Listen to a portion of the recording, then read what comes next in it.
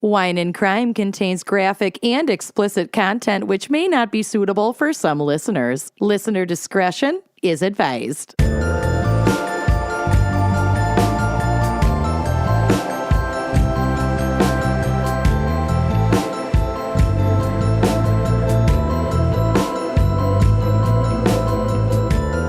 You are listening to Wine and Crime, the podcast where three friends chug wine, chat true crime, and unleash their worst Minnesotan accents. You know it. Yeah, although as we record this, we just got back from Tejas. Oh my God, it took me so long to get out of my Texas accent. Amanda did the Dallas show entirely in that accent. When I got home on Monday night, I was telling Corey about our adventures, and I just couldn't help myself. I couldn't help myself. And he was like, you don't need to keep doing that voice. I was like, I do. Honestly, cannot stop it. Darling, I do, though. I don't think you understand. Bless his heart. Well, thank you, bless sugar. his heart. Thank you, sugar. Thank you, sugar. Oh, it's so good. Anyway, yeah, that is where we are in life. And also, it is over 100 degrees. Yep. Nice. I lost power yesterday because of heat. Yep. The planet is uninhabitable. Yep. Spiraling towards darkness. Out of control. Take your meds, everyone. Yep. Oh, God. Get therapy. And in my case, we will get to some other catastrophic natural events. But before that, let's Can't talk wait. about the topic. Who are you? Oh, fuck it. I'm Kenyan. I'm Lucy. I'm Amanda. It's just like old times. I just want to get to the good stuff. Listen, you know? it's been 10 years since we've done this. We have no clue what we're doing. It's been 2 weeks since we've recorded. Yeah. We're just basically starting at the beginning again. We had an hour of tech issues. Yep. It's fine. It's a very good place to start. We're like rehabbing ourselves. Yeah. Okay, so our fan pick is brought to you by Ellie Brown. And Ellie says, quote, I wish to dedicate this episode to my University of Minnesota Duluth grad school cohort, Kat, Aw. Christy, Maggie, Claire, Amber, and Zach, Oh. which comprise 6 women and 1 man, the most women to have ever been taken into the program in 1 year at UMD. Wow. Sick and also amazing.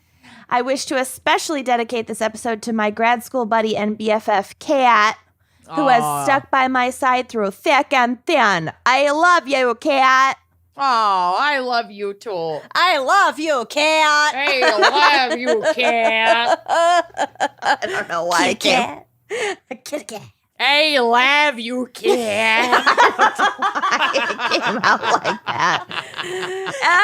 It's fine. Hey, especially when I shout out my friend Cat. I love you, cat. That's what I say to my cats every morning. I love you, Cat. So Ellie has selected the topic of forensic geology. Well, technically, Ellie selected geology crimes because, quote, they didn't believe that forensic geology was real geology, but I changed What does that mean? Well, we'll kind of get to it. There's a lot of soil. It's as real as the Space Needle. We'll get to soil. All right, so geology, Lucy added the forensic. I ignored that addition and didn't do forensic geology and just did geology. So you're welcome, Ellie and Kat. Listen, we're covering the whole spectrum. Dirt. We geology. love you, Cat. Let's get right to it. Amanda, what is our wine crime pairing for forensic, maybe geology? Well, our sweet, gentle fan picker also wanted us to drink something that had some nice minerality to it. Oh, funny. Yeah, you don't say. And I have this fabulous Spanish sparkling white, the Spanish cava, that is going to be cava. perfect because it's nice and dry. It's going to have a nice mineral balance to it. It's not too sweet. It's also like perfect for the kind of day that will turn off your power due to heat. Yep. She is 11.5% ABV, so she's pretty mild. This is like a nice summer sipper. It's not going to get you too crazy. You can day drink with it. Yeah, exactly. She's a white blend that is predominantly Chardonnay, but this is not oaked, so it's going to be real nice. And this has been gently pressed. And this says, remaining alone with the noblest fraction of the must to achieve the finesse expressed by this cover. Wow, those are a lot of words. In addition, the first fermentation and the second in the bottle. So it has a second fermentation in the bottle, which I love. It gets natural carbonation, which is, I am a big fan. Have been carried out at a low temperature of 61 degrees Fahrenheit. That sounds nice. Can I have that? I know, want to right? have that temperature. For a fruity and floral aromatic range so characteristic to this Valencian cava. What is this accent? I don't know. The terroir, or the geological area from which she hath grown is a mix. Topographical is a mix of sandy and clay soils with the presence of stones. Ooh, we'll get to the clay. It's quaffable. It's got some apple on the nose, budding flower, and then, it finishes out nice and dry with a little mineral balance. So this is sparkling, so I'm going to pop it, and I just put on lotion, so this could be bad. Here we go. Oh, golly. Oh, nice pat. Yeah. That pop rocked. Oh, I love you, Kat. Oh, God, we're hitting rock bottom already. We'll get to rock bottom. I'm just going to keep saying, I love you, Kat, anytime a joke fails. I love you, Cal. That's the new cricket sound. I love you, Kat. I'm sorry. It just came out weird. I wasn't thinking. Never really apologize. It was perfect. I love it. I'm going to open my high noon pineapple. I'm going to enjoy this delicious, delicious tap water. Yum. Have Zach bring you a Coke. That's a good treat. I've already had a Dr. Pep today. I feel like I shouldn't overdo it. Oh my God. You're making life. Yeah. I had a Mexican Coke today for... Yum. Nice. Yeah. I was going to say the first time in a while, but I was drinking a bunch in Tejas. Yeah, I was going to say. First time in like 22 hours. That is a while. Yeah, not even 24. That's a while. Too long, honestly. Way too long. Cheers, ladies. Cheers. Cheers. All right, Lucy, what is our background and probably not psych for forensic geology? Watch, it's just all psych. Okay, these are goat teeth. Here we go. Ooh. I should say what it is I'm shaking from now on, because now I have a lot of shakers. Nice little trill. Yeah. Goat teeth make for a nice little... Also, we got a message from somebody that said, Lucy wouldn't have to have jars of bones if she only had a maraca. Well, get her a maraca full of bones. Those are Yes, that's but- her version of a maraca. You don't know made what's her inside own. a maraca. Could be bones. Could be anything. Could be anything. There's no way to know. There's no way to know. Okay, geology is the field of study concerned with the solid earth. Included are sciences such as mineralogy, geodesy, and stratigraphy. I'm going to need to know what geodesy is. I'm going to tell you I in never just read a it second. in high school. I refused. I actually had to. I hate geodesy. I hated geodesy. So boring. Homer's geodesy. Way too long. Ugh. All I know is there's like maybe killer mermaids in it. I don't know. A So- giant. A cyclops? I don't know. I feel like I there's a honestly don't Cyclops. remember. It I was don't- the only book from like AP Lit or whatever that I skimmed. Yeah. Yeah, Miss Sinclair, come on. Come on. You're so full of zest and insight and interesting knowledge. Why did you put us through the Odyssey? I don't think It's she not had her a fault. choice. Yeah, Yeah. that's part of the I curriculum. think it's just I the know. foundation of Western literature or whatever. Boo. Okay, blah, blah, blah. Geodesy. It's been a while. We can come up with something better. Okay. Okay, so mineralogy is the scientific discipline that is concerned with all aspects of minerals, including their physical properties, chemical composition, internal crystal structure, and occurrence and distribution in nature, and their origins in terms of the physiochemical conditions of formation. So that's Love that. that's what mineralogy is. Great. I think that's what most people think of when they think of geology, like concerning rocks. But it's not just rocks. It's not just identifying rocks. Exactly. So geodesy is the scientific discipline concerning the Earth's shape and its dimensions. That's crazy. So today, scientists primarily use satellites to study the planet, but previously they had to use land surveys and a geodesic coordinate system to study the geometry of a curved surface. Ooh. I was Science. listening to More or Less, which is a podcast about statistics. Wow. You fucking would. Wow. And More somebody, or less. Isn't that funny? And I like somebody that. wrote in and asked because they write in and say like, I heard this statistic recently and that does not sound like it could possibly be true. And then the podcast like researches it and debunks it if necessary.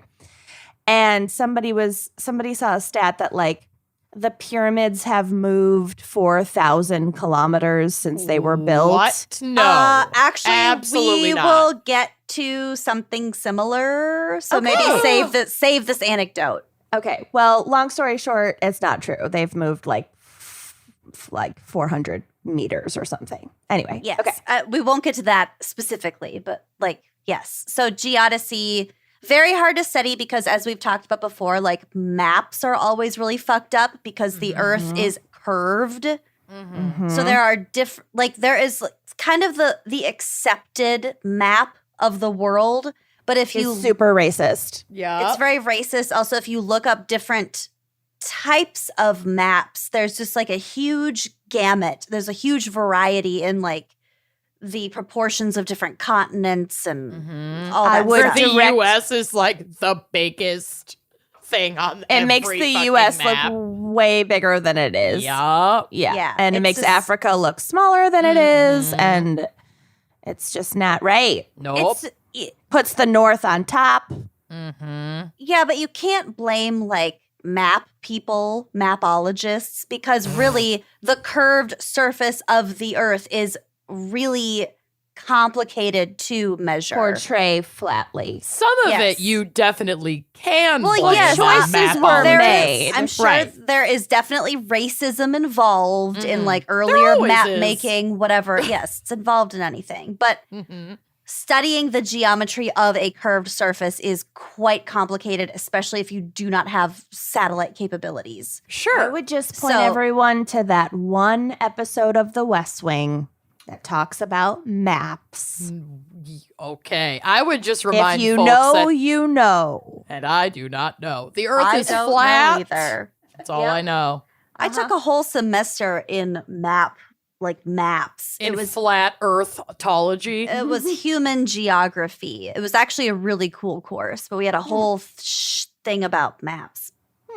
Okay, lastly, stratigraphy is the scientific discipline concerned with the description of rock successions and their interpretation in terms of a general time scale. So it's like a study of rock layers and how they layer, like the layering, to determine like a chronological history of how Earth has moved over time. That is pretty wild. And like, I get it, but also like, I'm scared. How did we ever figure that shit out? Did Like, it I- blows my mind. Did It's too either scary. of you I did won't. either of you take a geology class in like college? I did. No. I took one, It's but that was a million years ago. I mean, it was so interesting and so fascinating, but our final literally you just walk into a room and there's a table full of rocks and you have to identify every single rock. I didn't get to do that. And were you like, this is bullshit, this is just mineralogy, and there's no stratigraphy on this exam? Well, there was that was just the mineralogy portion. There was a written portion also having to do with stratigraphy, topography, all that. Okay. But that portion, I think I got like a 30%. But it was curved. But you love So I got like Like a the 30. Earth. But it was really, really difficult. It was really, curved. really difficult.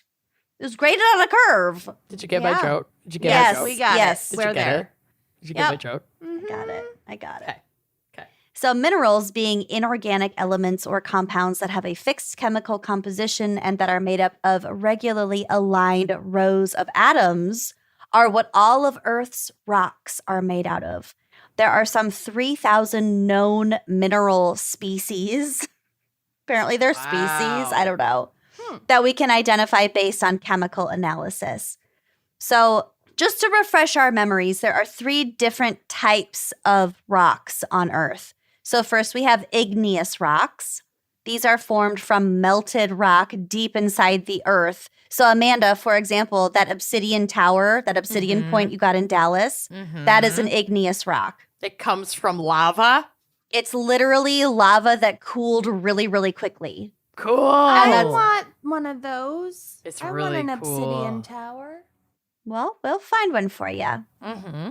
But yeah, that's why it's so smooth. It's very sharp. It was used in a lot of It's like different glass. cultures. It's like black glass. It's essentially glass because It's that's so cool. that's what glass is also. Mm-hmm. But it was used for like weapons and all sorts of shit throughout. Like obsidians is one of those specific minerals that we can use in like an archaeological, anthropological sense to kind of see how people used it and how long ago they used it. Very cool. Mm-hmm. So then we have sedimentary rocks, and these are formed from layers of sand, silt, dead plants, and animal skeletons. And then we have metamorphic rocks, which formed from other rocks that are changed by heat and pressure underground. So I do Not lava. not lava. So I do have a picture on the drive, which will be on the blog. So, like, Of- would diamonds be metamorphic rocks?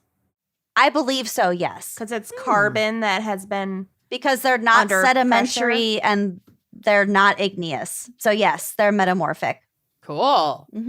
So forensic geology is the study of evidence relating to minerals, oil, petroleum, and other materials found in the earth. And they are used to answer questions raised by the legal system. So as with any forensic discipline, it's in like a courtroom legal context. Sure. So, Okay. quote, the main use of forensic geology as it is applied today is regarding trace evidence. So by examining the soil and sediment particles to be able to, I don't know why it's spelled like that, to be able to link a suspect to a particular crime or a particular scene. Other uses in this field of science can include theft, fraud, locating a grave site, like if the soil has been disturbed within a certain period of time. That's the job of a forensic geologist. My case is amazing. I'm so excited. I'm very excited. Back to the diamonds, we were wrong, but it's too complicated and boring to explain why we were wrong, but we were Great. slightly off. But the thought was there. It's the thought that counts. We mostly nailed it, and I will take it. Yeah. Okay. I think a lot of diamonds nowadays aren't even mined. They're not even naturally made. So They're not. Right. What classification is there for being made in a laboratory? Well, this thing was just like diamonds technically aren't a rock. They're a gem. I don't really understand. I don't know. I said it was too boring. I'm sticking to I'm that. so bored. But both are a mineral, right? I don't know. Yes. Yes. I just didn't want to get the She emails. says with confidence. Someone is I screaming. don't as want per the usual. emails, but Doesn't we know matter. that Don't it's not care. right. We're really Don't not care. talking about diamonds here. Nope. Okay, so as with any other forensic field, geology requires the aid of many other disciplines of science, such as medicine, biology, geography, engineering, the whole gamut. Mhm. Like, you're probably not going to get any kind of degree in specifically forensic geology. You know what I mean? Maybe Like- one as in a long list of other degrees. It wouldn't Right, be your right. solo degree. That's what I'm saying. It incorporates all these other disciplines. Yeah, I do actually think I agree with you. I think that most of the time when geological expertise is needed, rather than having designated forensic geologists, they just bring in outside experts and Well- like professors and shit like that to You would- study. Yes, you would be a geologist or have a background in geology, and you would just apply that to A crime. A forensic case. An Oh, investigation. Yep. that is exact. We're all on the same page. That's what Yep. what I'm saying. Yep. Got it. So forensic geologists use instruments and methods common to the profession of geology, such as binocular microscopes, Hot. petrographic microscopes, Hot. X-ray diffraction, Hot. It's all hot. scanning electron microscopes, What? Scanning. Hot. Okay. and microchemical analysis. Oh my God. That's where I draw the line. Super hot. Call me daddy. Call me micro daddy. Ew. Igneous rocks are so hot. I'm so horned up for igneous rocks. They're literally You're getting me hot. igneous rock hard right now. Ish. my Okay. God. One of the first detectives to utilize forensic geology wasn't a real person at all. It was Look. Sherlock Holmes. Yeah. Yes. Oh, we'll get to it. Perfect. Ooh. So the character claimed to be an expert on London's exposed geology to the degree that he could detect different types of clay on a suspect's shoes to tie him to the scene of a crime or to verify an alibi, etc. So forward thinking. Yeah. That very fictional forward-thinking. character. Like, But actually, it did not Predicted. exist Yeah. before Arthur Conan Doyle. So, Mhm. like, pray. he kind of invented it just like in his head, but obviously not in practice, Right. which was pretty cool. So here's a quote from the Geological Society of London, quote, "The earliest published application of forensic soil science and forensic geology was in April 1856, when a barrel that contained silver coins was found on arrival at its destination on a Prussian railroad to have been emptied and refilled with sand. So somebody stole all of the silver coins and just replaced them with sand in this barrel. So that like a similar it would still be weight. like heavy. Yeah. Yeah. And they're Oh. like, where'd this sand come from? Exactly. Where Mhm. did the sand come from? Love So that. Professor Christian Gottfried Ehrenberg, a natural scientist at the University of Berlin, acquired samples of sand from stations along the railway lines and used a light microscope to compare the sand with the station from which the sand was most likely to have come from. So this is arguably the first documented case where a forensic comparison of soils was used to help police solve a crime. That's so cool. That is amazing. 1856. That's I so love cool. it. Isn't that's like well before fingerprints? Oh, yeah. Well, yes Well- and no. I have some of that in my case, too.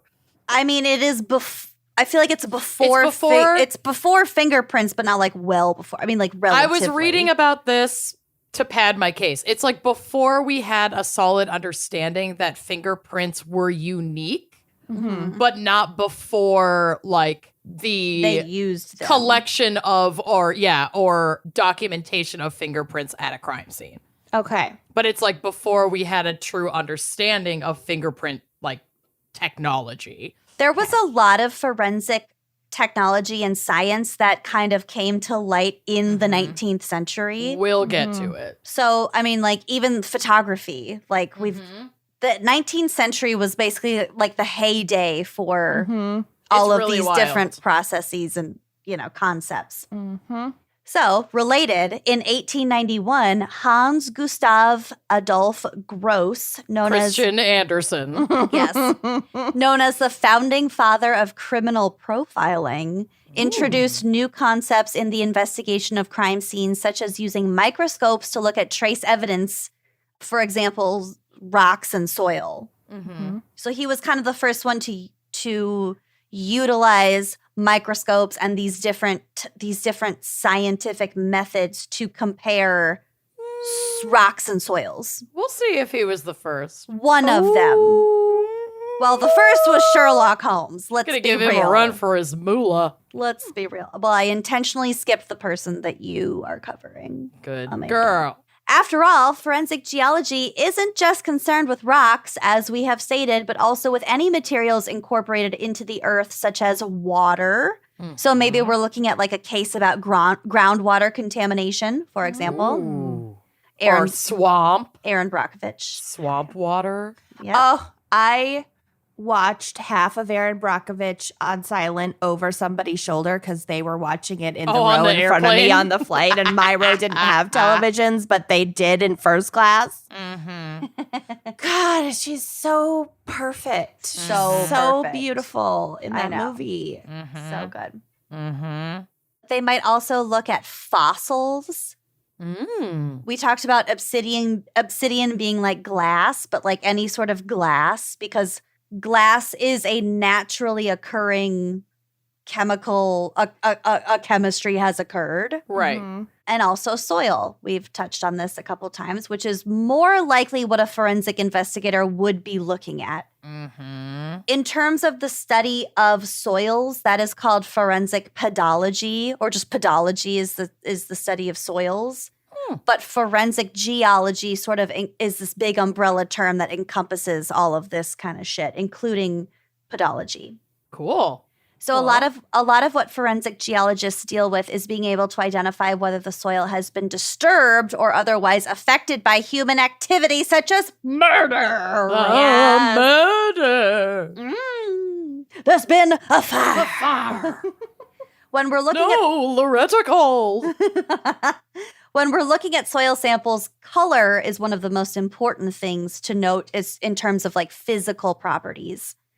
And as we've learned from The Dress, people can interpret color in very different ways using just our eyes and our stupid fucking brains. Breaking Yeah. your brains in that drunk dive is a highlight of my entire That existence. was fucking wild. I will Yeah, never honey, we're see in a it. simulation. I will never see it as blue and black. Like, I understand that You some say that people now. do, Yeah. but No, I thought the same way. I had only ever seen it one way, and then suddenly my brain just flip-flopped. Suddenly Seymour It was crazy.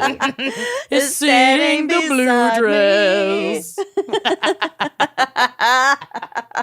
I have never seen that, and I don't want Little to. Shop engage. of because Horrors. you didn't come to my performance junior year because you were probably in France. Yes. I was on costume crew. Yeah, you were. So I never saw it either. I just heard the entire thing front to back God, like it's so 35 good. times. It's so good. You'd love it. It's all Motown. You'd love it. I know. I know I do. Kenya. I'm talking to Kenya. Oh, I'm not oh. talking to you. Yeah. Okay, so colors, very subjective, like everybody sees color differently. So investigators use something that's called the Munsell soil chart or the Munsell color chart. And there's a couple of pictures on the drive, which will be on the blog. So this is a color space. It's not a graph, it's a space because it's three-dimensional. This is a space that specifies colors based on 3 different properties. So we have hue, which is the basic color. So it's like, is it blue? Is it pink? Is it green? Whatever. Mhm. Chroma, which is the color intensity, basically the same as saturation. Yeah, like from inside to the outside of the wheel. Mm-hmm. And then we have value, which is the lightness. So we either have like a really deep, rich, dark red or like a light pink, for example. This is an amazing graphic, and I love it. Yeah. It didn't really occur to me that color, like we see color charts and color wheels like in your, Word doc, whatever, like, you can pick a color off of like a graph. But the fact that there are 3 very distinct properties and also each of these 3 properties, any individual's perception of any one of these factors can vary so differently. It was just interesting to me to think about the fact that it's not represented on a chart or a graph. It has to be a 3-dimensional model. It's cool. Mm-hmm. So this was created by Professor Albert H. Munsell in the first decade of the 20th century. So he started working on it in like 1897-ish. And then he published it in, I believe, 1901. So it was like, it's well over 100 years old. Well, good for him. And this was adopted by the United States Department of Agriculture as the official color system for soil research in the 1930s. Cool. Congrats. Yeah, right? These factors are illustrated systematically in the 3-dimensional space, like I said, since all 3 factors can't exist on a 2-dimensional shape, such as a graph. Mm-hmm. So after we look at the color, we look at the mineral or the soil's density. Quote, to determine the weight of the sample in question, we just use a scale. So it's like 8 grams or whatever. To determine the volume of the sample, if it's a rock being measured, you can just simply place it in water and then measure the displacement of the water. But if it's a soil sample, the same technique is used, but the soil sample is placed in like a cling film, like saran wrap, to avoid disintegration. Uh-huh. The main use of like measuring the density of the sample is just to obtain the best description of the sample in question. So every single sample that somebody brings into a lab, you have to get all of this data on it before it's even tested, just to have the data, I guess. Right. So we would also look at the hardness of a certain mineral. And this is really, I knew you. I just rely on you to make jokes about the hardness. How could she not make? Yeah, exactly. And we'll It's get a to the gimme. We'll get to the cleavage. I my love the cleavage. This is really just in the case of rocks and not soil. So different minerals have varying degrees of softness or hardness. And we use I left a window there for you. And we use a 10-point scale to determine what that degree is. So for example, on a scale of 1 to 10, how hard are you? Right. Literally, yes. Towel hot blonde. Towel hat bland. Talc is the softest. Ooh. Talcott blonde is the softest. Oh my God. Some Talcott geologist blonde. out there right now is screaming, racing to see if they can get that Twitter handle. I Talcott blonde. You're welcome. Okay, so talc is the softest with a scale number 1. Gypsum is number 2, and gypsum's used in like plaster, not necessarily papier-mâché. not necessarily drywall, but like different, just like kind of chalky boards kind of stuff. Okay. Maybe even chalk. Gypsum might be just like chalk. I don't know. No idea. So gypsum number 2, calcite has a number of 3. Then we have fluorite, apatite, Appetite. Apatite is that really pretty blue bracelet that I got at that store in Dallas that is called Luna Metaphysical. Tell Iris that we sent you because it is the most beautiful store. But I got a bracelet of... And Iris is the most beautiful human. Oh, she's so beautiful. Mm-hmm. Gorgeous, gorgeous stones. They're all ethically sourced. If you are in the Dallas area, go check out Luna Metaphysical. Oh, my God. I'm going to go on the website right now. But It's apatite, it's not turquoise. It's a bit darker than turquoise in color, but that one of the bracelets I got was apatite. Then we have orthoclase. I'm not familiar with that. Orthotricycline, low hormone birth control. Birth control. Yes, Don't exactly. trust it. I don't trust I was on orthotricycline for a long time. Too. Who wasn't? It's I the know. thing they put everyone on first. I think. Every teenager. College. Quartz, which is in a whole bunch of different like crystals. Mm-hmm. Topaz is number 8, corundum number 9, and then finally diamonds number 10. This is the hardest. Diamonds one. are the hardest. This is from my boyfriend, Encyclopedia Britannica. Quote, other physical properties of minerals that aid in identification are crystal form, cleavage type, So cleavage is like the angles at which it naturally forms. So for example, pyrite, like fool's gold, it forms at like 90-degree angles. So if you see a chunk of pyrite, if you look closely, it's like 90-degree angles. This is how the crystals are formed. So that's your cleavage. Cool. Your fracture, which I think is really related to cleavage. That's like how it breaks apart. Streak, luster, color, specific gravity, and density. So these are all different ways that we identify particular minerals. Okay. In addition, the refractive index of a mineral can be determined with precisely calibrated immersion oils. What? I didn't look into this. You dip it in an oil and then the oil turns color? Basically. You're trying to determine density? No, it's the refractive index. So it's how like much how light gets through. Yeah, it's like kind of how shiny it is. Cool. But it has to be specific oils that you dip it in to retain the control. You know what I mean?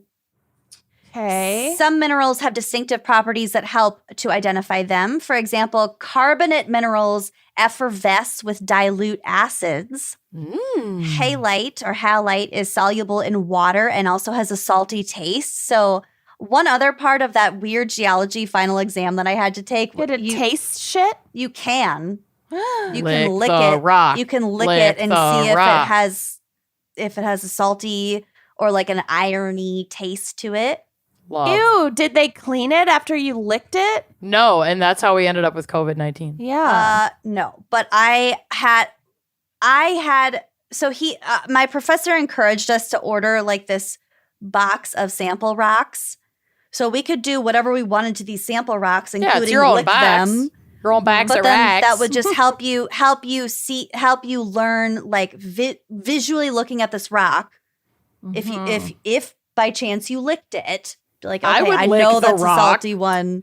I'm sure we weren't licking the classroom rocks. I mean Dwayne The Rock Johnson. Ish. You would lick the rock. I would fully lick With the consent. rock. Well, Okay. of course. If invited Fluorite. to do so, I would lick the rock. Okay. Fluorite and about 100 other minerals fluoresce in ultraviolet light. Cool. So if you put it under like a black light or whatever. And uranium-bearing minerals are radioactive. Like, is that what luminol is made out of? Like, is it like, I know it's a liquid, but is it like made of rocks that fluoresce? What is it made of? Is that I'm as Googling dumb it. of a question as my bathtubs and teeth? I don't think so. It's so up there, but I don't think so. The answer is no. The central chemical, so it's a chemical thing. Okay, luminol is a powdery compound made up of nitrogen, hydrogen, oxygen, and carbon. Well, powdery. Those aren't rocks. Nope, they are not. If it's a powder, whatever. Sure. Not all powders are made of rocks, though. Okay. Like flour, for example, is a powder. I like where your head is at, and I Totally. didn't know the answer either. So Okay. that's fine. Well, That's fine. I tried. You know what? You did great. Ask stupid questions. It's Exactly. Yeah. It's important to note a sample's particle size frequency distribution. So this consists of the material's weight, the weight percentage, the number of particles present, or the volume of the sample. So like, say you have a blob of dirt, and you can determine that roughly 20% of that dirt is made up of small pieces of sandstone. Then that would go a long way in distinguishing this same sample from, say, the dried dirt on the carpet of a crime scene. Right. And also scientists can test the pH of a sample and compare it with others. So there's a lot of different ways to distinguish different sample sizes, different minerals, soils, whatever. Yeah. There's a lot of Fair. different ways to test it and to like analyze its properties and then thereby compare it to different other samples. So I just thought that was all really interesting. And I want to leave you with one, albeit fringe theory Ooh. about the Great Sphinx of Giza. Oh, wow. Okay. So this first part is from Wikipedia. In the 1950s, French mystic and alternative Egyptologist Schwaller de Lubix Who invented the Lubix Cube. Quite the mouthful. yeah. Schwaller. Schwaller, hardly know her. I don't never schmit swallow Schwaller. anymore. I never No. swallow anymore. No. What is the point of Schwaller? All about spitting. What is the If we point even of get to that. swallowing? Right? Yeah, I'm not going to work that hard. Are you Cool. kidding? Anyway, so Schwaller speculated that the body of the Sphinx was eroded by deluges, and therefore the Sphinx must predate them, further claiming that ancient Egyptian knowledge originated from colonists or refugees of Plato's sunken continent of Atlantis. Ooh. So in 1979, author and alternative Egyptologist John Anthony West, inspired by Schwaller's ideas, attributed the erosion of the Sphinx to the Nile floods between 15,000 and 10,000 BCE. By denying the existence of any evidence for the development of Egyptian civilization prior to the first dynasty, West created room to inject the idea of a lost, advanced civilization of Atlanteans who created the Sphinx and passed on their knowledge to the dynastic Egyptians. 10 years later, West sought the opinion of geologist Robert Schoch to validate his claims. In 1990, they traveled together to Egypt to visit the Sphinx. The following year, Schoch formulated and presented his version of the hypothesis, purposely avoiding the use of the word Atlantis because he thought that that's what turned people off, because the notion of Atlantis was so fantastical that he just felt like that just discredited the rest of the claims. It does make it sound a little loony. So they are just going on pure science, evidence, geology, whatever. We're not talking about Atlantis or Plato anymore. Okay. So he originally estimated the Sphinx to have been created before 5000 BC, later pushing his minimum estimate further back to 9700 BC. Wow. Once again aligning it theoretically with Plato's lost civilization of Atlantis. So chronologically, like timeline-wise, it's the same time, but he's not mentioning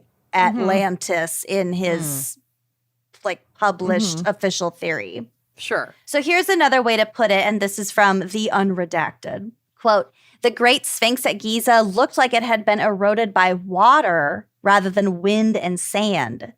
Although he was not a geologist, West could clearly see what Schwaller meant by his initial theory in the 70s.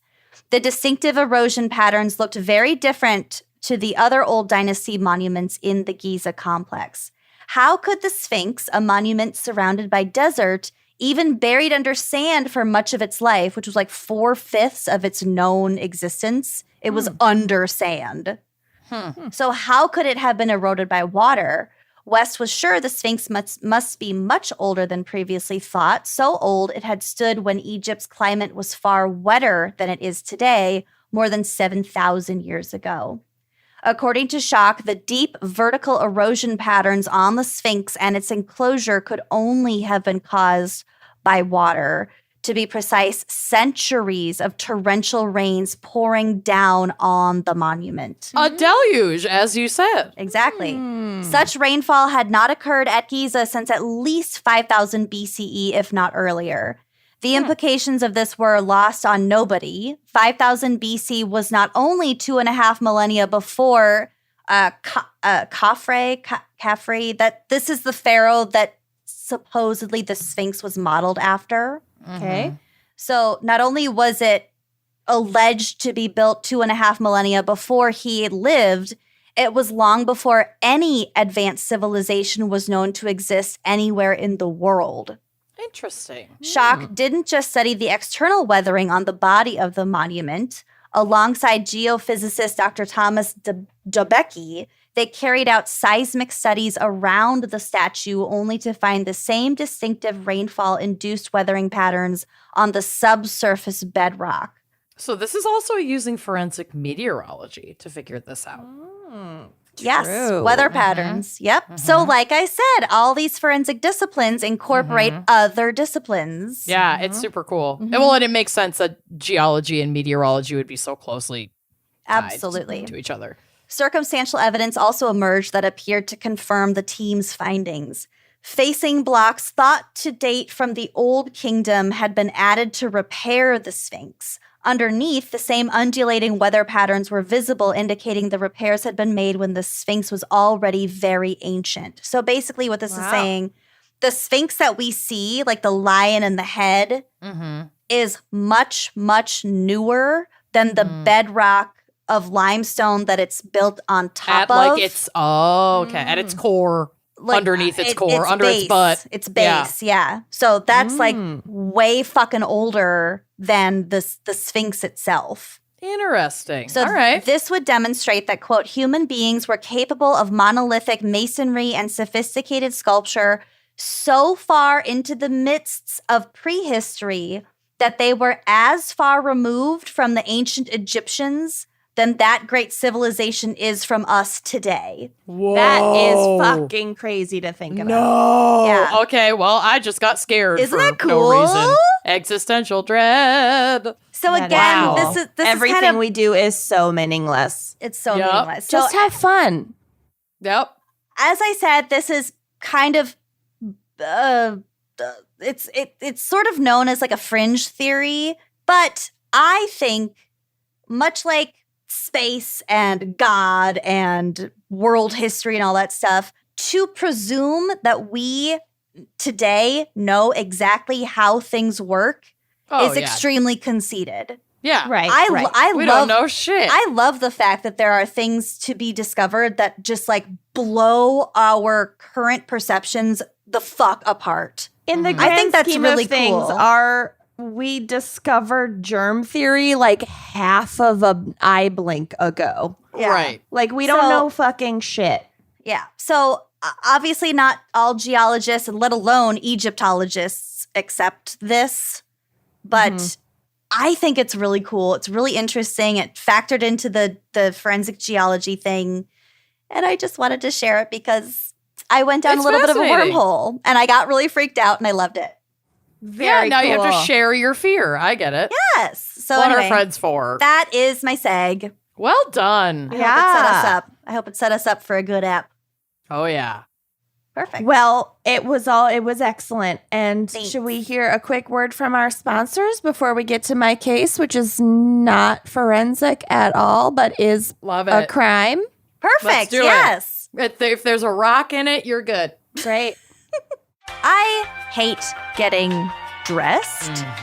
I also hate getting dressed in a public space, Ugh. like a mall or a store. The lighting is always bad. It always gets hot. It's just not ideal. I would so much rather purchase something, take it home, try it on, and return it if necessary. But even that is time consuming and it's stressful. So I have a better solution. Oh? Why not let Stitch Fix do all of that work so you can spend more time doing, anything else? Oh, preach. I love it. It's so easy and fun to get started. First, take a few minutes to set up your Stitch Fix style profile. You answer a few questions about what you like to wear, what you do not like to wear, and how open you are to trying new styles. And then Stitch Fix's expert stylists get to work. They find items exclusively for you. Every piece is handpicked for you and is unique to your size, your style, and your budget, making it the best way to discover clothes that make you look and feel your best. I have been using Stitch Fix for almost 2 years now. It's all of my favorite pieces. They send me jeans that fit. They adjust for the season. It's just amazing, and it's so easy because Stitch Fix sends you 5 pieces to try on at home, and then you keep what you love and send back what you don't. They include this big already labeled bag that you can just put your stuff in and hand to your mail carrier or drop off at the post office or put in one of those blue post office corner pop-ups. It's the easiest thing in the world. I feel like I'm getting away with something. It's too easy. It's way too easy. And like shipping, returns, exchanges are so easy, and they are also free. And there's no subscription required. You can try once, or you can do what I did and set up automatic deliveries, because then it's like Christmas every month, and I love it. There are no hidden fees ever. It's the easiest thing in the world, and you can sign up for Stitch Fix and get the season's latest pieces for women, men, kids, neither, both, everything in between. So sign up today at stitchfix.com/gals, GALS, to get $20 off your first purchase. That's stitchfix.com/gals to get $20 off your first purchase. This is a limited time offer. Purchase within 2 days of sign up and treat your wardrobe. Treat it. Warby Parker was founded with a mission to inspire and impact the world with vision, purpose, and style. Offering eyeglasses, sunglasses, contact lenses, and eye exams, Warby Parker is committed to providing you with exceptional vision care. I am the biggest fan of Warby Parker. I actually have it pulled up in a tab on my desktop right now. I'm wearing my glasses right now, and my sunglasses are tucked into my shirt right now. I'm covered. I'm about to pull the trigger on the Haze Riverbed Tortoise. They're like round. They have like a metallic kind of hue on the lens. Oh my God, I love. And all of their glasses and sunglasses start at just $95. Hello. Warby Parker offers everything you need for happier eyes, whether it's eyeglasses, sunglasses, contact lenses, and eye exams. You can shop with them online or in their brick and mortar stores. So like I said, glasses start at just $95. That includes prescription lenses. Amazing. You can also try Warby Parker's free home try-on program. So you order 5 pairs of glasses and try them on at home for free. There is no obligation to buy. They ship free, and they include a prepaid return shipping label. Couldn't be easier. You can try 5 pairs of glasses at home for free at warbyparker.com/gals. I have done this a number of times. I love polling my friends, polling the group chat. Heart the one you like the most. That's what I do every time I get a new pair of Warby Parker glasses. It's so fun. It's engaging, and they have so many cute styles. Like, I never end up with like one clear winner. I have to like choose. It's like a coin toss between like 3 or 4 of them. Yeah, I usually end up getting 2 pairs. Well, I said it. At that price point, why not? Go for it. Seriously. And I'm a big fan of their prescription sunglasses because it's summertime and, you know, gives you a great excuse to go outside and be super cute and fashionable. Yeah. So like Lucy said, try 5 pairs of glasses at home for free at warbyparker.com/gals and treat your eyes. Trade them. All right. So my case was brought to my attention by the fan picker. So thank you very much. I'd never heard of it before. I'd heard of the disaster, but not the case. Okay. I love a good disaster. Oh, yeah. I hate it. And now I'm going to have a new fear. My case is chock full of them. Oh. I liked that. I love you, cat. I love you, cat. I love you, cat. My robot identity just broke out there for a second. I am human man. Okay, go. Okay. So we're just going to get right into it, okay? Great. Who died? Compared to other European countries, Italy experiences a much higher rate of lethal earthquakes than any other. Wow. Well, great. So the main reason for this is that southern Italy lies very close to the line where the Eurasian and the African tectonic plates meet. And this line is also the location of Italy's major volcanoes, such as Etna, Stromboli, and Vesuvius. Love. Okay. Which should bring back some memories for Lucy, because we used to play Pompeii in her yard like all the time. I forgot we used to play Pompeii. Yeah. We used to just like scrape at rocks and pretend that we were archaeologists discovering ruins in Pompeii, and then alternatively pretend that we were villagers in Pompeii, and then like the crisis. The day of the explosion. Yes. We Yeah. just Oh be my like God. making bread and be like, Yeah. did you hear that noise? Oh, and then like run through the hill. Yeah. Yeah. We had to burn off wow, energy such somehow. active imagination. Oh, We would honey, play this that is not a even lot. the weirdest. This is not even the weirdest. Anyway, Yeah, I want to go out and play Pompeii. we used to literally that is what we did as We children. used to play witch trials. Yeah. Well, yeah, that tracks. But Okay. then, like, mixed in, we'd play, like, New York Loft, Yep. where we just lived in a loft in New York Fantasized City. about being in our 20s living in a New York loft. Oh, wow. Can you Which imagine was if that had a happened? We would fantasy. have murdered each other. Yeah. Oh, yeah. Okay. Not as appealing. There are photos on the drive of maps that show these tectonic plate lines in You ways love a screenshot of a map. that I could kind of understand. Got it. So take a look. Got Okay. it. Additionally, Italy is the location of numerous smaller fault lines, especially along the Apennine mountain range. Okay. Don't know. Nailed it. In the past 2,000 years, more than 400 destructive earthquakes have occurred in Italy, and the country has experienced more than a dozen major earthquakes in the past 100 years, which is a Wow. lot. Yeah, that's a lot. Like a dozen major ones in 1 century is a lot. Mm-hmm. The worst Italian earthquake in recent history occurred in 1908 near the city of Messina in southern Italy and killed an estimated 70,000 people. Holy Whoa. shit. That's a lot of fucking people falling into a crater. Fuck. I don't Yes. think that's probably I how don't they think died. that was the know, cause I of most know. of the deaths. I know. There Maybe is some. some. These are my maybe. jokes. Maybe they fell my right jokes. in the crack. I Yep. don't know. There is one photo of the Messina devastation. Mm. It looks bad. Also, Real this was bad. before they knew how to like do any kind of earthquake preventative. Yeah. Or like early Building. alert or warning or. Well, we will get to the issues with early alert systems. Oh, God. Cool. So, one of Italy's most recent devastating earthquakes occurred near the medieval walled city of L'Aquila in the Abruzzo region, and this city lies on one of the aforesaid mountains I can't pronounce fault lines and had already been partially destroyed 3 different times by earthquakes over the past century. So, like, we know that this city is in a real bad spot. Yeah. Yeah. It keeps happening. It's like San Fran. right. Yeah. Worse. Mm-hmm. So that's it. The city that we will be talking about in this case is L'Aquila. So La Quinta.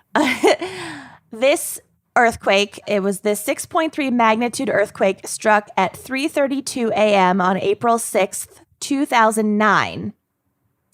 It destroyed tens of thousands of buildings, injured more than 1,000 people, and killed 309 people. Christ. And then more than 70,000 people were left homeless by the destruction. So obviously, like, way more people survived than in past decades and centuries, but still a bunch of buildings went down. And there Still are bad.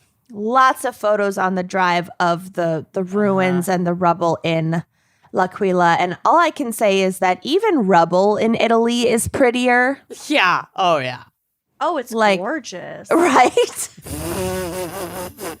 Like, not to make light of this devastation, but like, Oh, it's gorgeous. Well, but like the blue, like the I don't It's even know just- the blue arch. Oh, beautiful. just beautiful buildings. I mean, Mhm. beautiful ancient architecture. I mean, I suppose it speaks to the beauty of the city it destroyed, but whatever. So, the Italian government's response to this earthquake drew widespread condemnation after Prime Minister Silvio Berlusconi, which we do not have time to get into this man, but wow, Bad. he's a doozy. He's kind of like an Italian Trump a little bit, in just that it's like, how is this man such a joke and still in charge? Yeah. In Well, power. Yeah. That remains to be scene. Right. Ugh. Anyway, there's a photo of him also on the drive. He's an absolute mess of a human. So Berlusconi downplayed the plight of those left homeless by the earthquake who were currently living in tent cities, stating, quote, "They have everything they need. They have medical care, hot food, Paper Of towels. Oh my God. Of course, their current lodgings are a bit temporary, but they should see it like a weekend of camping." Wow. A lifetime of camping. Mm-hmm. Son of a bitch. 70,000 people suddenly left homeless, and that is what he says to the press. You should be grateful. When asked to clarify this statement, he addressed himself directly to the homeless victims, saying, quote, "Head to the beach. It's Easter. Take a break. We're paying for it. You'll be well looked after." Head to the beach and wait for the tsunami. Jesus Christ. This is foul. Yeah. These people lost everything. Yes. And many people died. Yeah. I'm assuming. Imagine. No. Imagine. How this is a let them eat cake scenario. This Absolutely. is so out of touch. It's alarming. And Berlusconi's abysmal response was not the end of the controversy surrounding this natural disaster. Following an inquiry into the country's handling of the disaster, 6 scientists and 1, actually maybe 2, depends on the reports, government officials were arrested. The scientists, Franco Barberi, Enzo Boschi, Giulio Selvaggi, Gian Michel Calvi, oh my God, Claudio Eva, and Mauro Dolce Wow. were Gabbana. we're all members of the Italian National Commission for the Forecast and Prevention of Major Risks. So their job, they work at this government agency and they're seismologists. They're supposed to predict and help prevent this shit. Well, there's nothing you can do to prevent it, obviously. Well, right, but like prevent the widespread death. Yeah. Right. But You this can Not study prevent an it, for it. earthquake. study it, keep track of it, statistics, predict, whatever, right? So the government official Bernardo de Bernardinis held a senior position in Italy's Civil Protection Authority. He was deputy head of that authority, so they oversaw not just natural disasters, but, lots of different things to try to protect the civilian population. Collectively, this group of people were accused of providing the public with, quote, inexact, incomplete, and contradictory information about the risk of a major quake occurring after smaller tremors had been detected in the preceding months. Well, shit. It's like, we know the big one's coming, but we're not going to tell ya. Well, that is debatable, but that is what they've been accused of. Also, people on the West Coast know that the big one is coming. What the fuck are they going to do about it? It Right. might be tomorrow. It might be 100 years from now. Right. So, pretty unbelievably, considering like what Lucy just said, it's like your job is to predict, but like you can't. Yeah, there's not really fuck all you can do about it. Right. Other than give people the knowledge to prepare as Like best they you can predict that it's coming. That's Right. pretty much the best you can You do. certainly can't predict the date. No. Nope. Yeah. So, given all this, it's pretty remarkable that all 7 were charged with manslaughter, Wow. and the case went to trial in 2011. So, prosecutors argued that the earlier tremors should have indicated to the experts that there was a high likelihood of a major earthquake hitting the region, but that instead the group had downplayed the risk to the public. They brought in scientific experts who testified that the types of low-level tremors seen before the L'Aquila quake, which is really hard to say, L'Aquila quake, L'Aquila quake. L'Aquila quake, Luckwake. L'Aquila quake cloaca, Cloaca. were, quote, typical of the kind of preliminary seismic activity seen before major earthquakes. So, like, you get small tremors before you get the big one. Sure. Prosecutors further argued that by describing these tremors as a, quote, normal geological phenomenon, the scientists had misled the public about the risk they faced. Misled. But, like, and misled them. But at the same time, it's like tremors are a normal geological phenomenon. They're under the ground. There it is. From the movie Tremors. From the movie Tremors. Reba McEntire is in that film. Okay. Got it. Reba. You gonna finish that corn dog, cowboy? Mm-hmm. Okay, apparently I need to see this. Okay. No, that is different. Whatever. Anyway, I just think it's so fucking bogus. Like, it is normal activity to have small tremors. Right. Whatever. They're scientists. I don't know. I feel like it's not their job. Whatever. It's fine.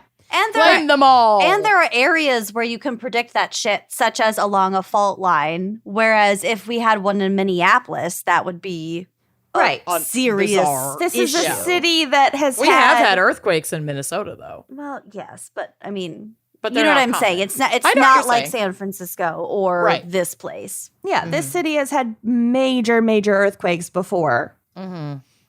They knew they're going to get more of them. Right. So the defense countered that major earthquakes could not be predicted with any level of accuracy, and that even if they could, nothing could be done to prevent them. Mm-hmm.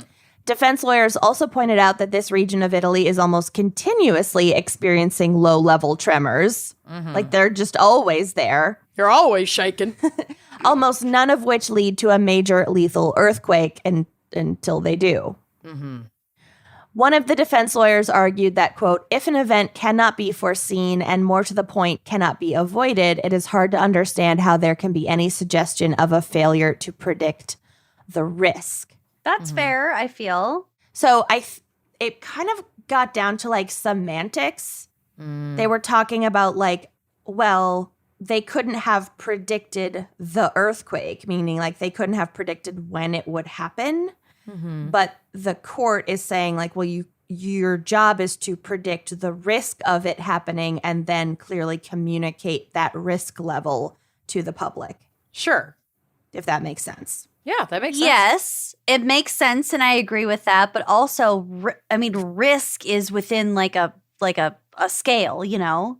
Yeah, risk is a scale, and also like people probably wouldn't have like majorly changed their behavior, or Right. they would have for like, you know, a news cycle, and then they would have Exactly. stopped. Yeah. Mhm, Exactly. mhm. Thus far, I don't feel like these people should have been prosecuted personally. Right. It's just so different from a hurricane where Mhm. like you have roughly a date Right. where it's like, this is bearing down, this will probably arrive in the next 72 hours. Right, Like, get out. leave your home. Yeah, Versus an evacuate. earthquake. That's there wouldn't. totally different. Mhm. Right. So, however, the judge ultimately sided with the prosecution. And following a year-long trial, all 6 of the scientists, as well as the government official, were convicted of criminal manslaughter and causing criminal injury. Whoa. Wow. That's They were- wild. Each 70,000 cases? Or no, wait, that's a different one. 308 people died. Mhm. Okay. So 308 cases of manslaughter. Wow. Life in prison. I mean, it's Italy, so I don't know, but like, Yeah. that's a Well, lot. they- That's a lot. They were each sentenced to 6 years in prison for, quote, failing to give adequate warning of an earthquake. This was an even harsher sentence than the prosecutors had even sought. They had sought 4 years. So the judge Wow. really laid it on. Yeah, that shouldn't. Okay. I feel like that's too much power. And I know that judges can do that, but it's like, how come you get to just decide that they get More. more?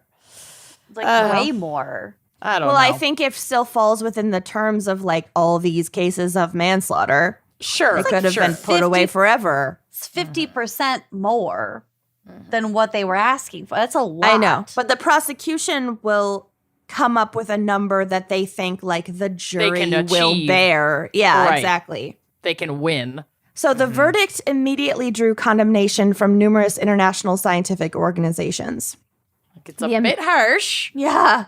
The American Geophysical Union released a statement saying that the verdict had the potential to deter scientists from working with governments or even working in seismic risk assessment period for fear of litigation. 'Cause, like, I can see that. Absolutely. I'd be like, fuck Absolutely. this. No thanks. yeah, I'll just study rocks. I don't need to be put in prison for not predicting an earthquake. An earthquake, yeah. The head of Oxford University's Department of Earth Scientists concurred, stating that, quote, the issue here is about miscommunication of science, like not the science itself. Like scientifically, they were not wrong. It was just a communication error to the public, which is like not even fully their job. Wouldn't that be the government's job? To be like the middleman? But isn't it so wild and shocking that a government would like Minimize their role Or, like, in pass this the communication buck? breakdown and pass the buck to these other people? Yeah, wow. I've never heard of that happening before. Jesus Christ. So to finish this quote, we should not be putting responsible scientists who gave measured, scientifically accurate information in prison. This sets a very dangerous precedent, and I fear it will discourage other scientists from offering their advice on natural hazards and trying to help society in this way. Yeah. Imagine if we put all of the scientists from Jurassic Park in prison. Imagine. I mean, Did you? I just took a sip of water. I almost spit. Imagine if Jeff computer. Goldblum had to serve out a sentence just for being there to try to study it. Absolutely he not. wasn't a scientist, though, in the movie, was he? I think so. Wasn't he he always just like a tag-along? he always plays No, a scientist. he's a scientist in the movie. He only plays a scientist. Hold on. Let's. Nature I'm finds a Googling it. way. What did Jeff Goldblum do in Jurassic Park? Nature, Finds a way. Ian Malcolm. Doctor. Oh, He's a doctor. doctor. Ian Mathematician. Malcolm. Chaos theory. We'll take There it. it is. That's science. We'll take it. Okay. It counts. Nature Don't finds a finds way. That's not what he sounds. How dare you? Nature. That's right. Usually it's over piano. Okay. Are you thinking of the I other have guy? to rewatch The Fly. Okay. So seeming to fulfill these predictions, Luciano Maini, the head of Italy's Natural Disaster Bureau, resigned in protest over the prison sentences given to his colleagues. And like a bunch of other people also at that bureau resigned in protest. You're not putting us away, too. Yeah, they're like, listen, we do our best, but we're not going to be the scapegoat for natural disasters. Right. For a lack of communication from the government. Right. It's one thing if you are a building contractor or an architect and you like claim that a structure is whatever proof and then it collapses because you didn't do your due diligence. Like that's a very different thing. Yeah, that's engineering. That's not. I thought this case was going in the direction of like actual negligence. It's super not. No. Yeah. So the verdict also created widespread frustration amongst seismologists as it falsely suggested that it was possible for scientists to foresee major earthquakes. According to the American Geophysical Union statement, quote, the criminal charges against these scientists and officials are unfounded.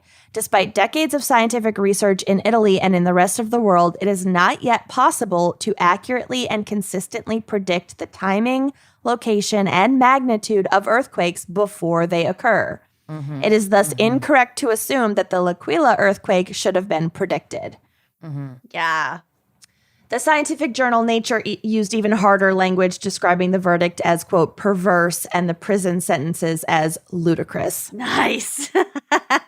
Nice. You know you're in trouble when the scientific Nature comes journal at you. Nature is calling you perverse. Yeah, that's not good. That's not a glowing review. It's not great. It's not. That review is not great. luminous. No. Dipper in oil. We don't know what kind of oil, but some sort of controlled Something. oil. Not Some luminol. kind of Something oil. else, apparently. And diamonds Luminol are is not not made from rocks. metamorphosis. I don't know. Okay. In interviews following the sentence, both prosecutors and families of the victims stated that the case had nothing to do with the ability of the scientists to predict earthquakes, but rather the failure of government-appointed scientists to communicate a potential risk to the public. Well, so there again, you go. It's back to what we were talking about. It's like, it's a very semantic thing of like, Right. Where does the responsibility fall between the research and the dissemination of the information gathered from the research? Right. Right. And the talking about the risk level. So ultimately, the ruling was appealed, and a panel of 3 appellate judges overturned the convictions of all 6 scientists in 2014. But that's still 3 years after the trial So started. they were in prison for 3 years. Probably, Yeah, yeah. I think so. I don't know if any of them were out on bail during some of that time. I don't know. Or if that's even a thing in Italy. Italy has the wildest court system. I have no idea. Like, look at Amanda Knox. Like, I have no fucking idea. Stating that they had been, quote, victims of uncertain and fallacious reasoning. However, the judges upheld the conviction of the government official, Bernardo de Bernardinis, finding that the government had, in fact, downplayed the risk to the public. Oh, weird. Causing people to stay indoors that night. But, like, what night? Causing people to stay indoors that night and a higher death toll, but determining that this failure of communication was the exclusive fault of the government officials and not the scientists. Exactly what night? I know. I don't understand the prosecution's reasoning. I don't understand that either. Again, it's not like it's a hurricane where there's a specific like date or even like small-ish date range to worry about. Like, people are not gonna sleep outside in case there's an earthquake at some point in the next decade. I wonder if what happened, here's my speculation. Seismic activity was ramping up. We know this. And the recommendation was stay inside for safety. And then the big one hit, and it was like, oh, fuck. I told them all to stay inside. And then all the buildings collapsed on them. But, like, Oops. staying inside is not the advice if there are small tremors. Well, right. Then that's why the responsibility would be on the person who recommended that. And conversely, if the order was to stay outside, can you imagine the chaos?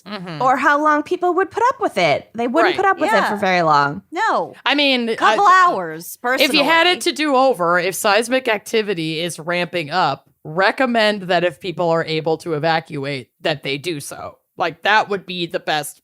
But you of cannot give action. them a timeline. Right. You can't. The only Yeah. safe thing to do would be like, everybody leave this city. This city is no longer a city. Right. You shouldn't live here anymore. Right. Period. Full stop. But like even in it, but in this context, there really isn't that even. The most you could do is be like, hey, seismic activity has been a little bit bonks lately. Be prepared to leave your house Right. if shit goes down. Right. And if you're able to leave That's earlier. that's realistically the best they could do. Right. Right. And nobody did that. Right. Yeah. So the judges stated that Bernardinis was guilty of, quote, negligence and imprudence because of a series of reassuring comments he made in a television interview before the quake occurred, although they did reduce his sentence by 2 years. So, 2 years or by 2 years? 2 years. Okay. So there must have been enough seismic activity that he was being interviewed on the news, and he was too calm and reassuring in that interview. But I just think that it's not really on them. It's not. It's not. You And know? who's to say you're too reassuring? Like, Right. Yeah. the fuck? This guy could be a total piece of shit, and it's like you still don't want to cause widespread panic. Right. It's a tough line. It's a very tough line to toe. It's completely You have to be subjective. right. And I mean, there is a responsibility when you're in the public eye like that, and you are a leader of a community to be like forthcoming to a degree, but also to not set off so many alarms that then you can cause serious problems with panic and pandemonium. Right. And then other people can die. And like the It's max just that fucking- people would have done would be, and I read this in an article as well, is like the max that people could have done would have been like stock up on food and Right. water, but if your house collapses, like that's not going to be any good to you. Yeah, bye, I guess. And, yeah, and then so it really only helps people whose homes weren't collapsed. Yeah. It's just an impossible situation. It's if you're there is nothing you can fucking do about it. And then the only other thing was like somebody said like, well, people could have moved their cars out of garages. Oh, okay. So then their cars wouldn't have been crushed. That would have saved lives. It's like maybe that would have saved some people at the margins. Maybe not. It might have saved some property damage of cars. I don't know. It's just It's impossible to know. yeah. So impossible to know, but I do think that punishing these scientists was absolutely not Absurd. that is the right absolutely thing absurd. to do. And obviously, like government officials do have a responsibility to responsibly communicate Right. science and risk to the public. But with earthquakes specifically, that is so fucking impossible to do. Like, we should put fucking what's her nut scarf COVID lady in prison for not accurately. What was her name? I know exactly what you're Burks, talking about. Dr. Burks. Yeah. Because she fucking let Scarf. Trump say all kinds of crazy shit. Scarf COVID lady. And frankly, so did what's his name? Fauci. Fauci. He just tested positive for COVID like today Well, as we record. that's a Poor bummer. Fauci. But like, you know, there are other cases where scientists have really failed to communicate public health risk. And this was not one of Right. those. I certainly give circumstances. Fauci a little bit more leeway given Well, he the eventually circumstances. spoke out more than Dr. Burks did, but like, Also, everyone's gonna get COVID. I'm sorry. Everyone will. I haven't gotten it yet. I haven't that either. you know of. That you know of. Anyway, let's Exactly. not. That's not what I mean. I just mean I that would like know. scientists that let politicians who want to Right. minimize things run all over them do have a responsibility to say something and do something, but it doesn't really apply in this case. No. And So- like you mentioned earlier, if anything, this case, this verdict dissuades other scientists from coming Right. forward and wanting to be a part Right. of Right. this And you're gonna have conversation less about public of a safety. sense of risk. You know, Ridiculous. it has a chilling effect on anyone wanting to communicate risk because what Right. if they're wrong? Right. So in 2016, the head of the Civil Protection Authority at the time of the earthquake, Guido Bertolaso, was also acquitted of any wrongdoing after 7 years of legal wrangling in Italy's Byzantine court system. So this was actually the other guy's boss, the guy who, the deputy head, De Bernardini, he was not acquitted, but his boss was eventually acquitted. So it's really this Right. Bernardini's guy who gave that specific interview who was on the hook for all of it, basically. Got it. In the years since this case, the city of L'Aquila has continuously struggled to rebuild. Thousands of people were unable to return to their homes, and many buildings are still in ruins. The recovery has been plagued by ongoing problems, including slow-moving bureaucracy and accusations of corruption stemming from the construction sector's ties to the mafia. You don't say. And then 2020. And also, lot like, more how do you issues. get a loan to rebuild in a place that lies on this fault line? Well, and yeah, that lies on a fault line and where everyone on your street is also scrambling for those same resources. It's it's just an- like a perfect storm of bullshit. It's also an like really, really fucking old city. Like, how are you really gonna rebuild? I'm sure there are zoning laws where, like, you can't build, like, very, very new structures alongside all these beautiful ancient ones to Yeah, like protect the right. integrity of the city. Historical preservation Right. is hard to navigate Already. when you're building around it. Yep. And Italy's bureaucracy for anything is among the worst, like, as is France. So it's a nightmare. I feel One very re- sorry for those people who live there. One resident stated in an interview around the 10-year anniversary of the quake that, quote, before the earthquake, L'Aquila was a small town with everything you wanted. Since the earthquake, it has nothing. It is difficult to restart life without a center or a bar where you can go with your friends. Oh, God. That would be devastating. Small businesses like grocery stores, bars, and restaurants disappeared. Oh, I just love that the Italians What will like, we do without our bar? we don't have a bar to go to with friends, so life is not worth living. Yeah, we got it. here. We're done. I mean, We're if done. that's like your social I get center, it. Yeah, I think that is. 1,000%. I think this person knows how to totally live. fair. Yeah. An completely American would legit. be Fair. like, there are no toll roads and my office building fell. Like, where can I work? Toll roads are fucking stupid. They're Anyway, stupid. so that is the case. Thank My you to the personal Wow. city center is also a bar. I feel this. Oh, yeah. Oh, yeah. Yeah. Wow. That's good stuff. Dang. Real interesting. Real interesting. Nice work. So watch out if you're an Italian seismologist. Yeah. Garrett, watch your back. If you're a size queen. Size queen. Should we hear a word from our sponsors and then get back to forensic geology? Yeah, I guess. Let's Fuck rock it. Are you ready for my case? Yeah. Maybe.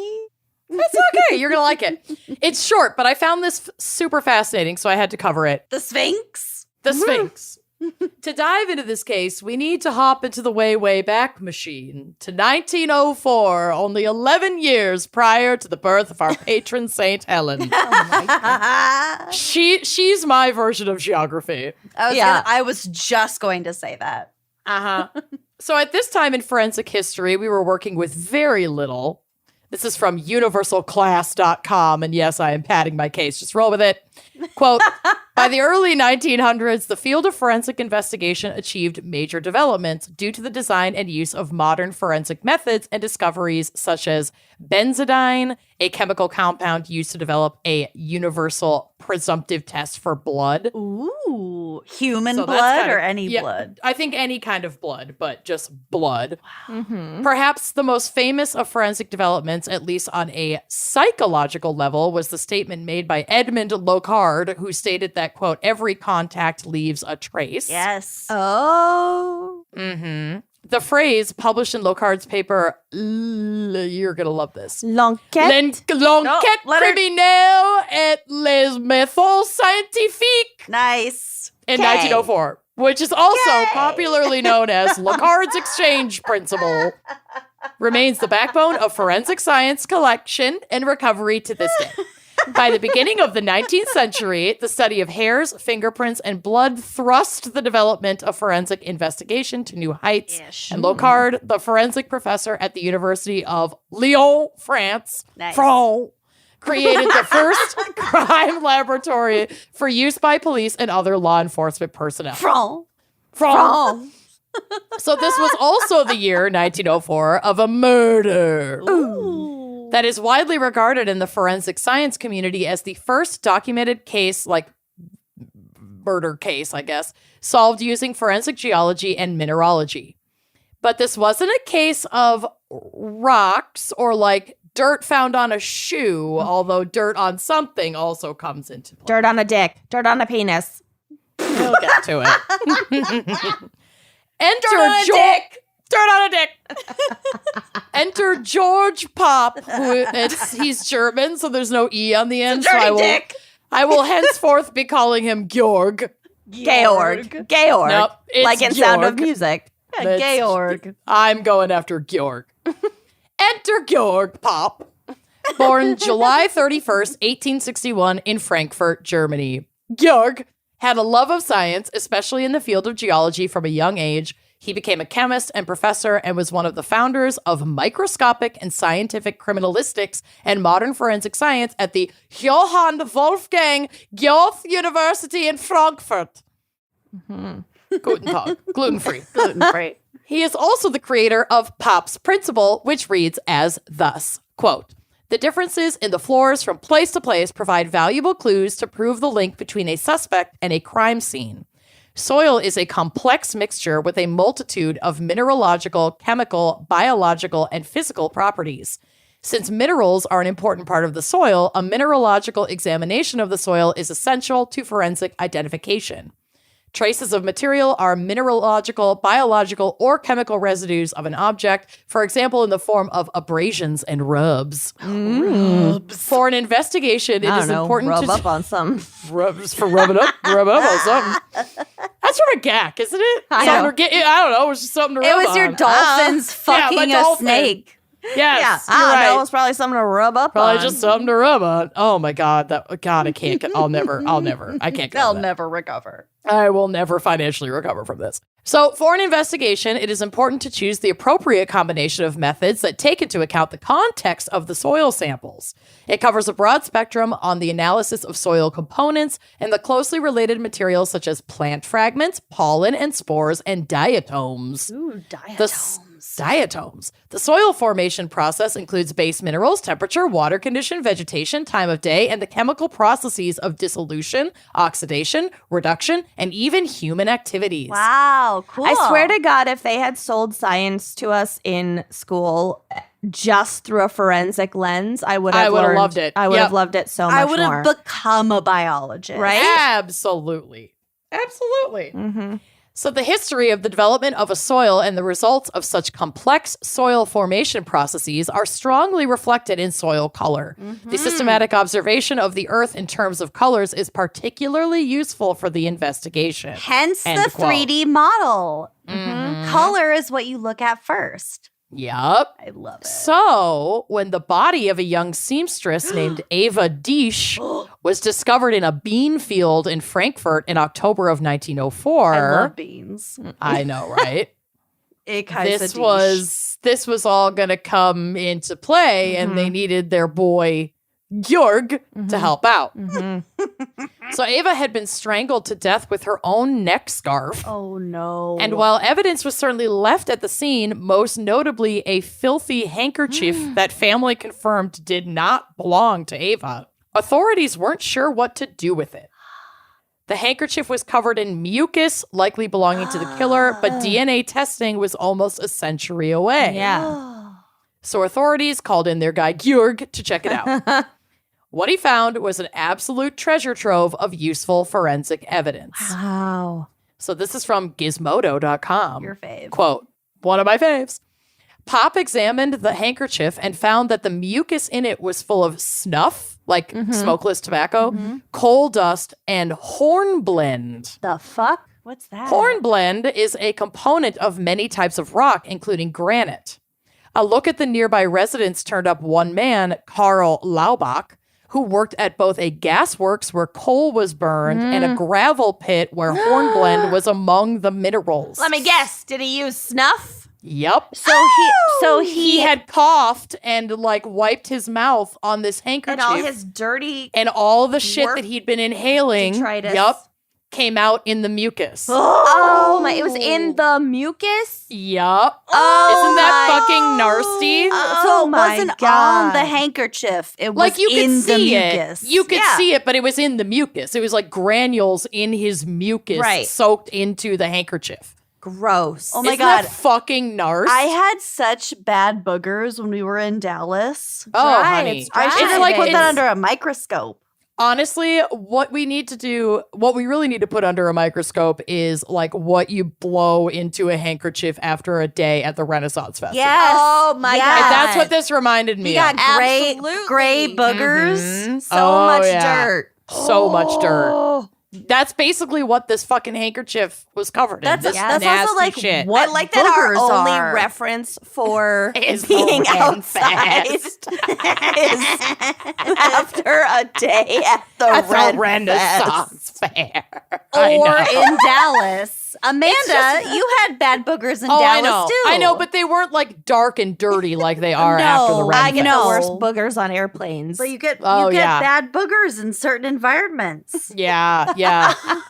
Well, we were around a lot of vegetation that we're not used to. It was really hot. It was dusty. It's true. It was dusty. It was dusty. It's Yeah. hot. We have probably allergens that we're not used to inhaling. You're going to get boogered.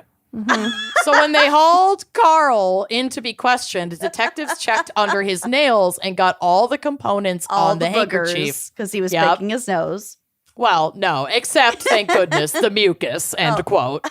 So they got like they got snuff, they got the horn blend, they got coal, they got all this shit out from under They got all this shit out from under his fingernails, and it's all a match to what was in the mucousy handkerchief. Wow. What they didn't get was a confession. Laubach insisted he'd been nowhere near the scene of the crime. But Pop still had more tricks up his sleeve to put Laubach at the scene. Because without DNA to match the handkerchief to him, who's to say it's his? It could have been somebody else's who works. Like, that's the industry of this area. So right. it could have Other been, people could be around both of those Correct. things. It's environmental plus the snuff. That's exactly what it is. Yeah. So investigators confiscated articles of his clothing that they determined he'd been wearing like the day of this murder for further testing. Unfortunately for him, he didn't hem his trousers. Pop took a look at the bottom edges of his pant legs and found multiple layers of dirt. If you commit a murder, you gotta Do it nude. get Or in a dry suit. Yeah. you gotta get rid of whatever clothes and shoes you're wearing. Yeah, they gotta go. They gotta go. Way Can't keep rid them. of them. But I also think he was like in maybe one of his work uniforms, and so he like It's 1904 and he's a Yeah. laborer at these two things. I doubt he has that many pairs of clothes. True. Yeah. I don't know. For whatever reason, he didn't But ditch maybe them. that's why he didn't want to burn or ditch them. Right. I think it's because he probably needed them for work, but whatever. But maybe don't commit a murder. Right. In the first place. Yeah. So at first, the dirt didn't look anything like the stuff found in the bean field where Ava's body had been laid. It had a layer of finely crushed mica that was not present in the field. Only under that mica layer could Pop find all the minerals he'd found in a sample of dirt from the field. So what was the outer layer of dirt? Pop scouted around, taking samples, and found that the road between the field where Ava was found and Laubach's house had that particular type of crushed mica on it. They just from the dirt Yep. and the so mucus, not only they literally created a map of the crime Yup. scene. Yeah. Literally, not only did geology help Pop prove that Laubach killed Ava, it revealed the exact route that Laubach took as he walked home afterward. Oh, That is my crazy. And it's God. 1904. Yeah. Yeah. Isn't that so fucking cool? That is love, very cool. Love this. It's so fucking cool. So this was absolutely mind-blowing forensic science. It is still referenced today from Raymond C. Murray and John C. F. Tidrow's case study written in 1992. Quote, when confronted with the soil evidence, Karl Laubach admitted the crime, and the Frankfurt newspapers of the day carried headlines such as, "The microscope as a detective." It is impossible to determine from the distance of almost a century how forensic geologists or a jury today would evaluate the geologic evidence amassed by Pop. But one fact is evident. Mineral study had been used in an actual case fulfilling the prophecy of Arthur Conan Doyle, Yes. who had hypothesized the use of geology in criminalistics when he penned the Sherlock Holmes mysteries between 1887 and 1893. And he like invented this just in his mind. But Arthur Conan Doyle was a physicist, so he wasn't a stupid person. No, he was a scientist. He knew that this was possible. It just hadn't happened yet, which I love. He also based some of the character on a person that he knew. He knew. Yep. Right. Yes, who was also very, very smart. This wasn't documented in Right. reality until Right. Pop For and decades. the other person that I talked about. Yep. For like almost 2 decades, Yeah. it wasn't used. Oh. It's so crazy how like spot on the prediction was. Like this is pretty much exactly what Pop did. Was Imagine what was being written. that criminal, just being Oh. like, you studied Oh my God. what? What? My mucus? You found my snuff? Like, imagine just being that guy and being like, I fucking got away real? with this. Let's go. Wait, what? Dirt? Well, Dirt did me in. Kind of like Golden State Killer once the genealogy shit came around. I bet if he knew about it as a cop, I bet part of him was like, oh, fuck. Oh, yeah. Well, he wasn't a cop, but yes. He had been a cop He for like had 10 been a seconds, but cop. yeah. Right. So he was plugged into that kind of thing. Sure. Yeah, I'm sure he was aware. I bet as he started watching all these cases be solved by that sort of DNA evidence. I'm sure he was sweating. Yeah, I'm sure he was sweating. I love it. The second 23andMe hit the scene, I imagine a lot of criminals started sweating. So I'll leave us with this quote that really illustrates the impact of this forensic procedure. Quote, the use of geologic information in forensic settings was established internationally in 1908, so 4 years after, when Georg Popp was again called upon to assist in the solution of another murder. In this case, he focused his examination on the shoes of the principal suspect. He examined the layers of dirt encrusted between the sole and the front of the heel. The shoes were known to have been cleaned by the suspect's wife on the night before the murder occurred. So it was Popp's hypothesis that the soil had been sequentially accumulated on the day of the murder, with the layer closest to the shoe leather deposited first, and so on and so forth. Oh my God, which is just like the layers of the earth. Yep. Yeah. By carefully removing... That's some stratigraphy right there. By carefully removing each individual layer of soil and examining it microscopically, Popp was able to retrace the steps literally taken by the suspect on the day of the murder. Holy shit. Yeah. He was able to match the soil from the shoes to the soil surrounding the suspect's home, to the scene of the crime, and to the location where the shoes had been hidden by the suspect. His solution of this case firmly established Georg Popp as the forefront of forensic geology.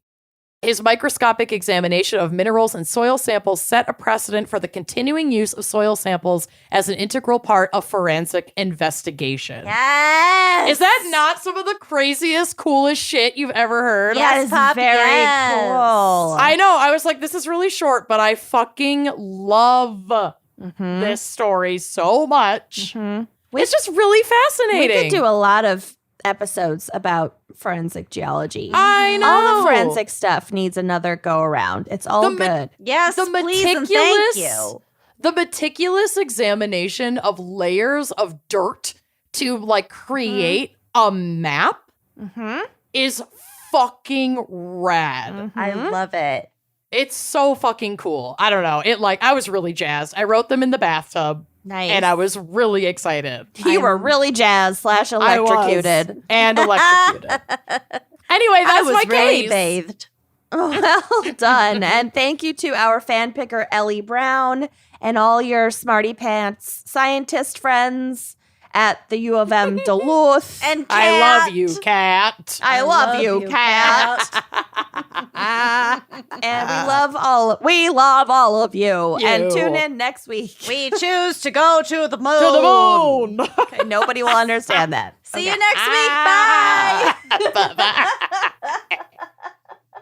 Thanks for listening to Wine and Crime. Our cover art is by Kala Yip. Music by Phil Young and Corey Wendell. Editing by Jonathan Camp. Check out our website and blog at wineandcrimepodcast.com. You can also follow us on Facebook, Twitter, and Instagram at Wine and Crime Pod. If you have questions, answers, or recommendations to share, email us at wineandcrimepodcast@gmail.com. Episodes are available on Apple Podcasts, Stitcher, Google Play, basically wherever you get your favorite podcasts.